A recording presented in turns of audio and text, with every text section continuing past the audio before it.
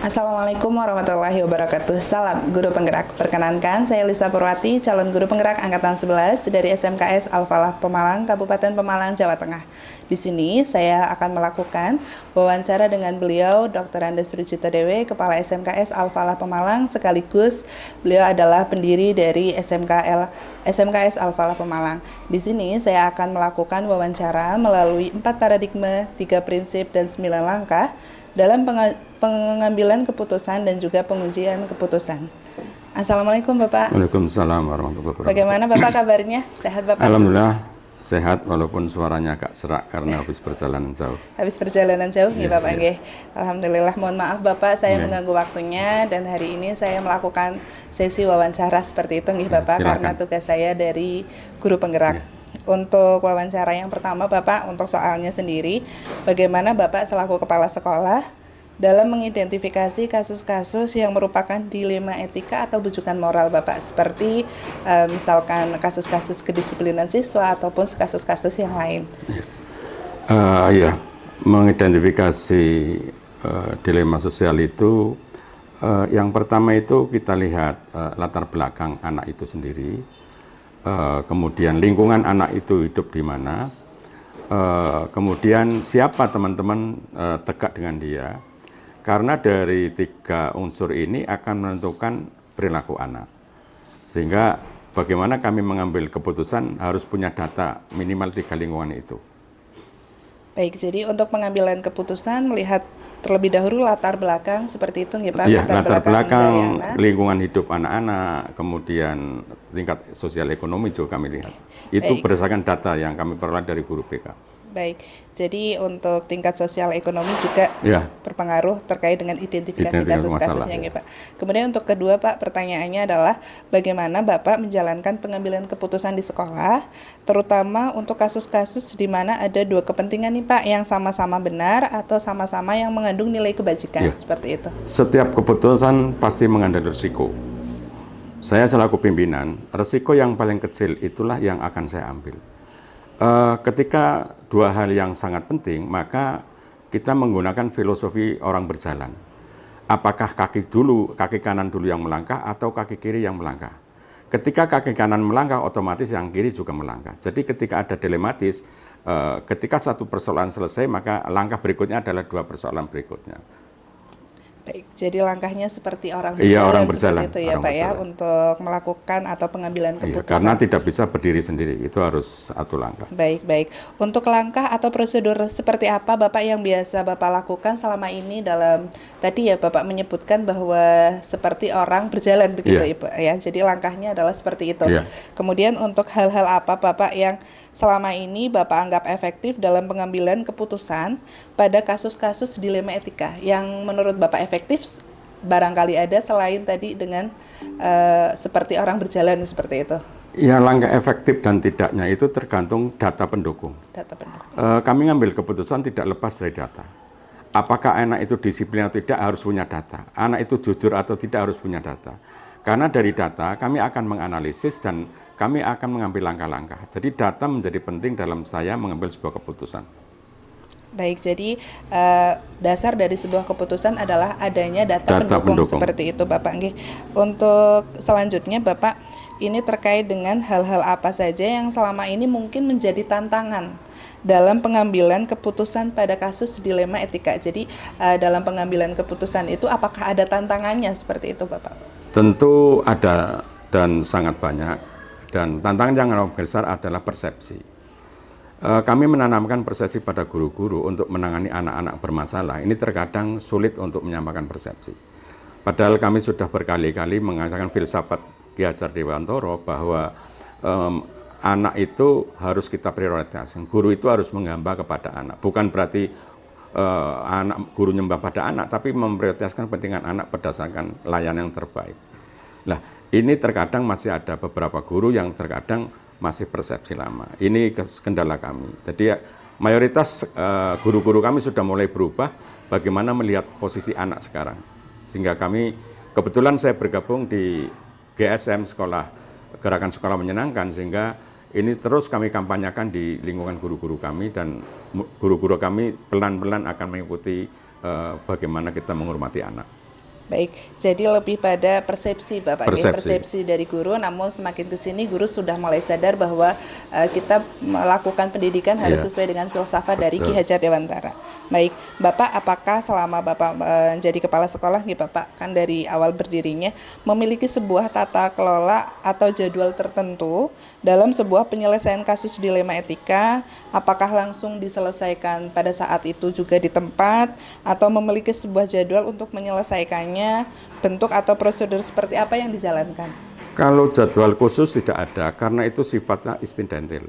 Tapi langkah-langkah untuk mengatasi masalah itu jelas kami lakukan. Yang pertama, wali kelas. Karena wali kelas di tempat kami itu mendampingi selama 3 tahun. Sehingga diharapkan dengan 3 tahun wali kelas mendampingi ini, betul-betul wali kelas akan memahami kondisi anak, kondisi lingkungan anak, kondisi orang tua anak. Kemudian yang kedua adalah BK. Guru BK juga memberikan data kepada kami lewat bimbingan-bimbingan guru BK. Kemudian guru-guru mata pelajaran. Kebetulan kami setiap bulan sekali kami mengadakan evaluasi, refleksi dan evaluasi.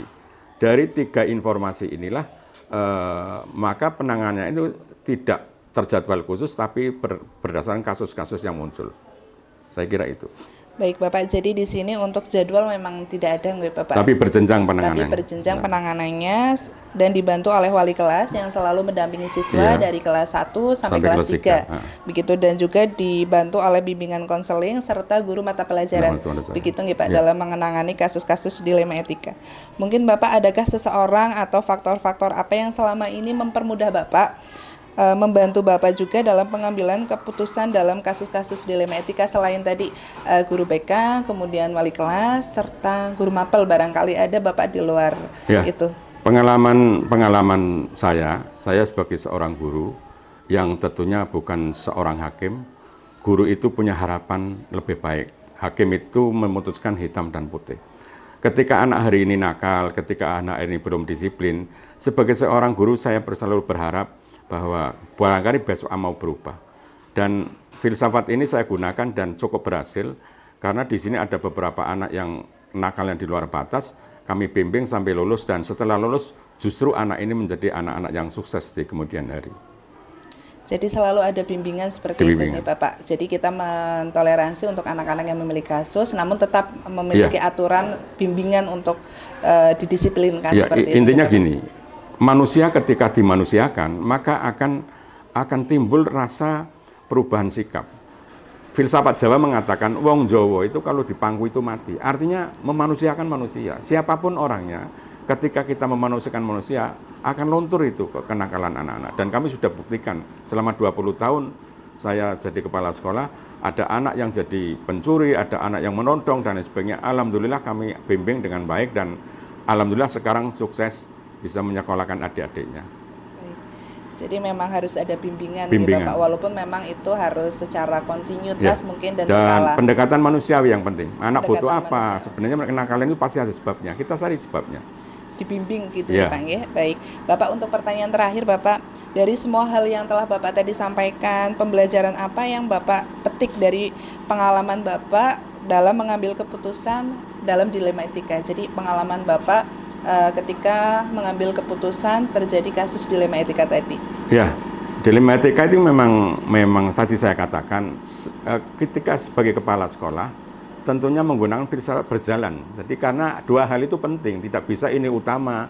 Tapi langkah 1 maka akan mengikuti kasus yang kedua akan langkah kedua. Sehingga dengan melangkah dengan pasti maka semua kasus-kasus dilema etika yang kami hadapi bisa teratasi dengan baik. Terutama dengan pendekatan tadi, pendekatan manusiawi, pendekatan anak itu butuhnya apa, anak itu diajak dialog, sehingga anak punya kejujuran untuk menyampaikan persoalan-persoalan yang dihadapi selama ini.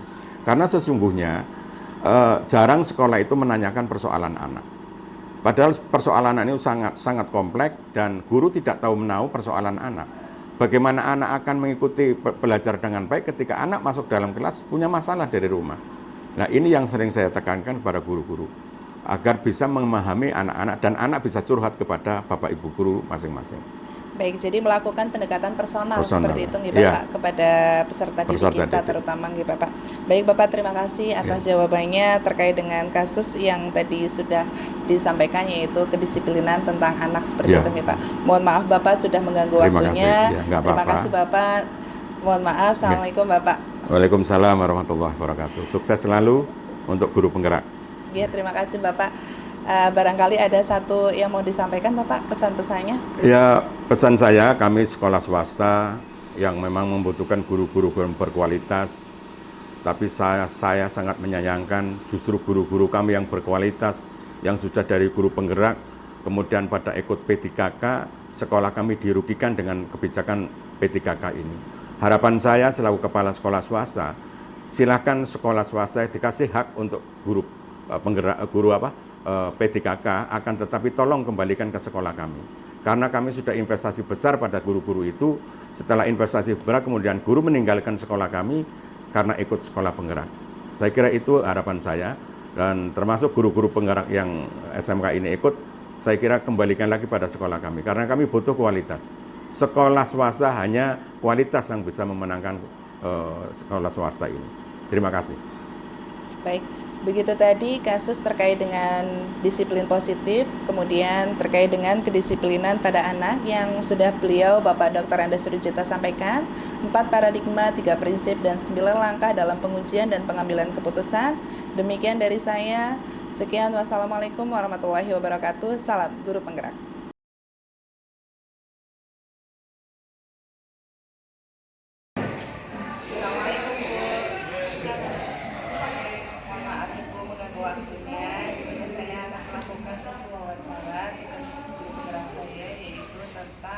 Keputusan dan nilai-nilai dalam pengambilan keputusan seperti itu Ibu. Di sini ada paradigma, 3 prinsip, dan 9 langkah dalam pengambilan. Mohon maaf Bu, mengganggu waktunya Ibu. Baik, untuk pertanyaan yang pertama Ibu, bagaimana Ibu selaku kepala sekolah Ibu dapat mengidentifikasi kasus-kasus yang merupakan dilema etika atau rujukan moral? Terima kasih Bu Mita atas pertanyaannya. Kalau selama ini saya sekolah kan sudah pasti banyak terjadi kasus-kasus. Untuk mengidentifikasi kasus antara itu termasuk dilema etika atau rujukan moral. Kalau dilema etika itu kan jelas, kalau yang rujukan moral itu kan benar lawan salah. Jadi ketika saya mengidentifikasi, saya lihat dulu kategori dari masing-masing kasusnya itu penyebabnya atau inti dari permasalahannya. Baik, jadi lebih mengidentifikasi kasusnya terlebih dahulu seperti itu Ibu. Setelah itu baru memutuskan bagaimana langkah untuk pengambilan keputusannya begitu. Baik, selama ini Ibu, bagaimana Ibu sebagai kepala sekolah menjalankan pengambilan keputusan di sekolah, terutama untuk kasus-kasus di mana ada dua kepentingan ini Bu, yang sama-sama benar atau sama-sama mengandung nilai kebijakan? Kalau kasus yang sama-sama benar itu kasus dilema etika itu biasanya saya dalam mengambil keputusannya itu saya lihat jadi antara dua kasus itu mana kasus yang lebih banyak impactnya kemaslahatan orang banyak kan.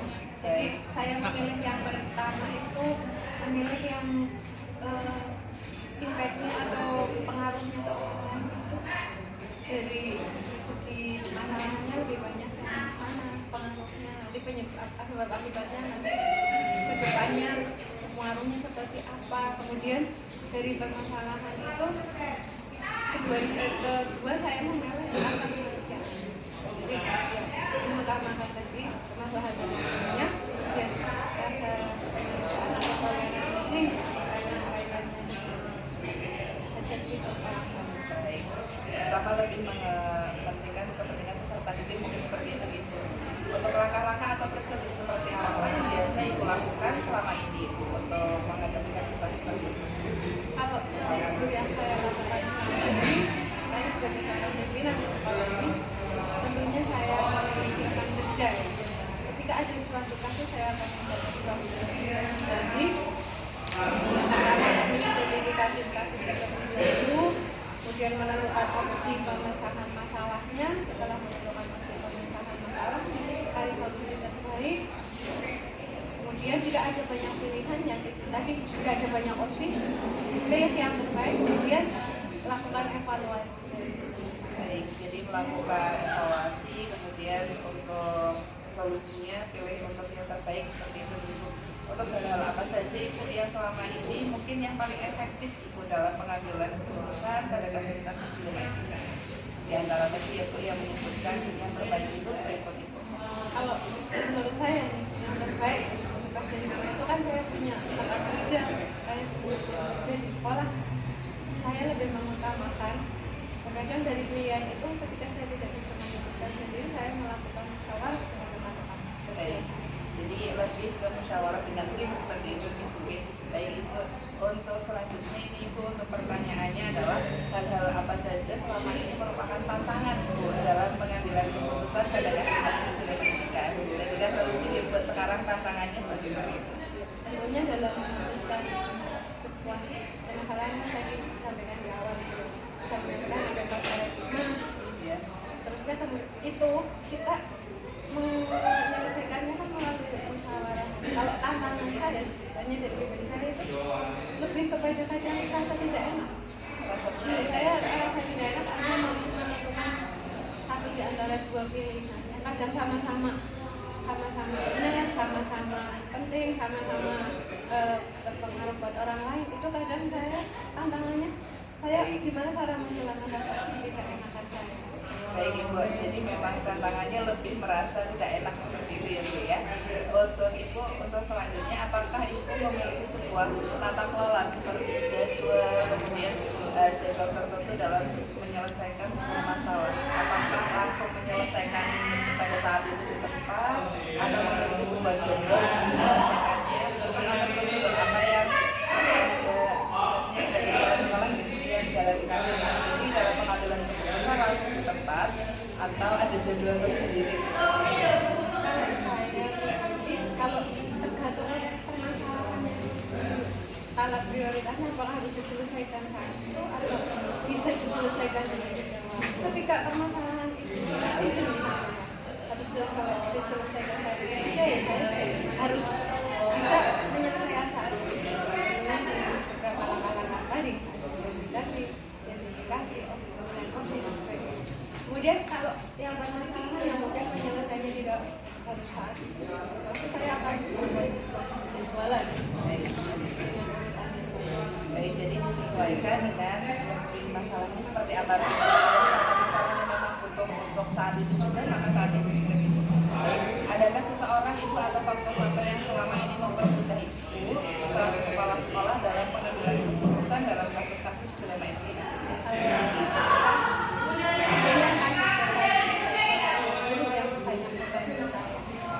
Permasalahannya yang ada pada Bapak Ibu, ya biasanya saya bertemu dengan jika saya belum bisa mengulangi, saya sharing tekan yang mungkin pernah mengalami masalah Apa seperti itu ya Bu ya. Baik, jadi lebih ke teman-teman di sekolah, rekan-rekan di sekolah. Baik, pertanyaan Ibu, dari semua hal yang telah disampaikan, pembelajaran apa yang dapat dipakai sebagai kepala sekolah dari pengalaman Ibu dalam mengambil keputusan dalam mengambil keputusan di etika.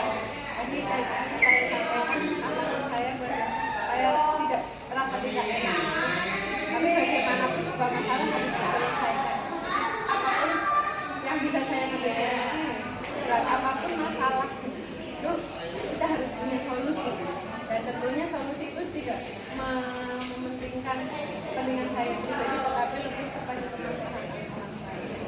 Dan tentunya musyawarah itu menurut saya yang paling ideal, karena sebelum musyawarah sudah kita lakukan identifikasi dan sebagainya. Jadi ketika kita bisa menyelesaikan bersama dengan rekan-rekan, tentunya akan ada banyak pihak yang tidak dirugikan, semua akan beruntung. Jadi dari sekian kasus ini Bu, yang paling utama untuk pengambilan keputusan yang dapat dipetik adalah musyawarah seperti itu. Baik Bu Yayu, terima kasih atas waktunya. Ibu sudah meluangkan waktu untuk wawancara dengan saya Ibu, dan